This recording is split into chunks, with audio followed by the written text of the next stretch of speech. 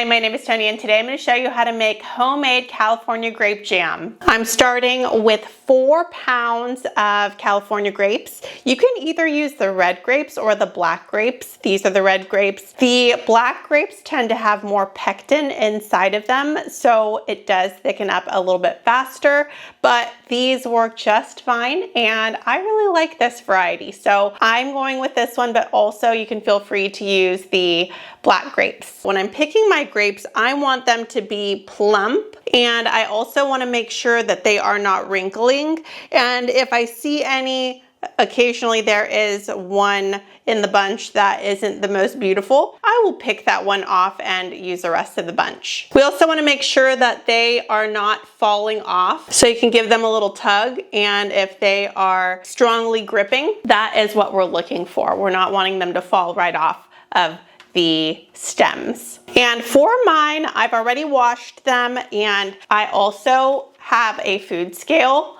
I can drop the one that I use down below.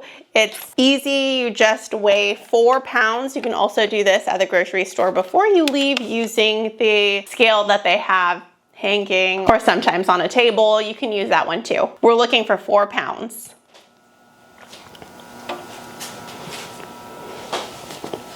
First, we're gonna put our 4 pounds of grapes into a medium-sized saucepan. You can also use a large one if you want. And I'm gonna add mine in right here. And I'm also gonna pour in my water.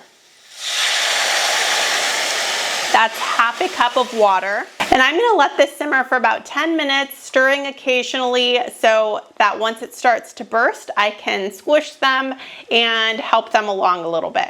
I forgot to mention that the heat is on a medium heat, and I'm gonna drop the printable recipe down below for you if you wanna make it along with me. While I let this simmer and let these grapes cook down, I will share a couple fun facts about California grapes, including that 99% are grown right here in the Central Valley of California. I live in Sacramento Valley, for those of you who don't know, but I am very proud that we are able to feed almost the entire country using our grapes.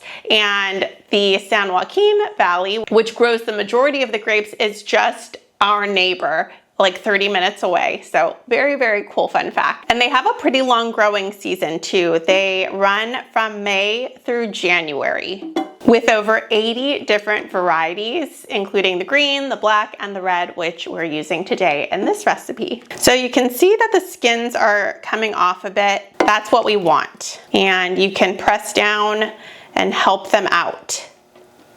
If you want, you can also use a potato masher. I don't want to dirty another dish though, so I'm using the back of my spoon. Just make sure you're using a sturdy spoon so that it doesn't bend. I will say it will probably go faster if you use a potato masher. I might change my mind on this. All right, changed my mind, and I'm now moving along.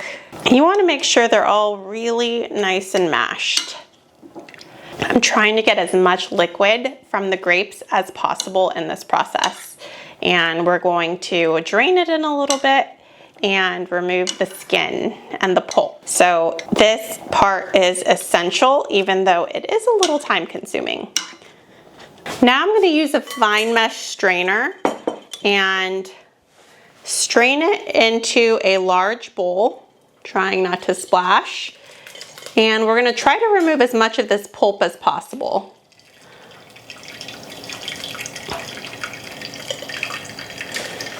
Set the pot aside because we're going to use that again in a moment. I'm going to take my same spoon and press it through, trying to push the juices through the strainer. It smells really good. And again, we really want all of that juice for our jam. It's important that we're getting as much of the juice out of this pulp as possible. And you can see it's really coming out when I push my spoon over it. It's really coming through the bottom. It's such a pretty color. And when you're picking your grapes, whether you use black or red grapes, that's going to determine the color of your jam too. So my jam is going to be a little bit lighter. If you were to use those dark black grape, then your jam is going to be really dark. Now I'm going to move this over, and in the same pot we're going to add in juice, as well as the pulp.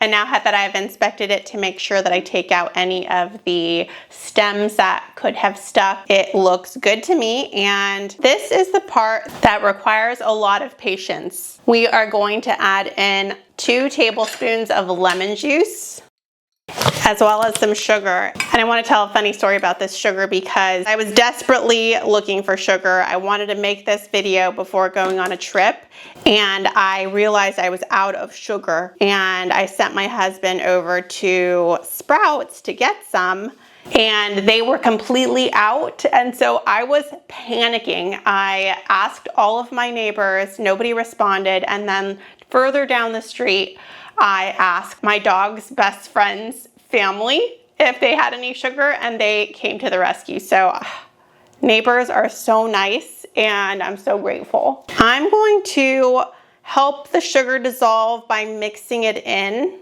Over medium-high heat, we're going to sit here and stir this for 30 to 45 minutes. And just make sure you are stirring frequently until it starts to thicken up.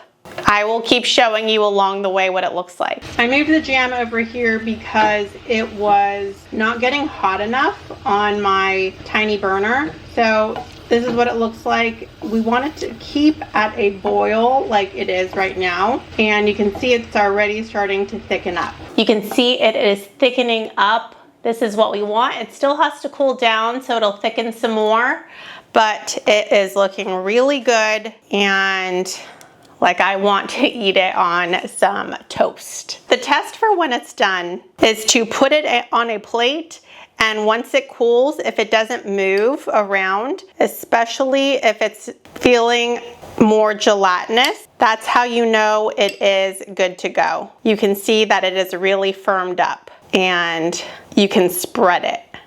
Now I'm going to add it into a mason jar. I'm not going to worry about canning right now because we're going to enjoy this. And you'll see it's a little bit thinner, but it's going to continue thickening up as it cools. So don't worry about that. I might have a little extra, which is okay with me. This is how you make California grape jam, and it is so beautiful. As I mentioned, it's going to thicken up a little bit, and I can't wait to use it for breakfast all week long and share it with my neighbors. I've got a lot of California grape recipes. I will link some of them below, as well as a few other videos that you can check out. And when you're looking at grapes, make sure they're from California. Have a good rest of your day, and thank you so much. Bye.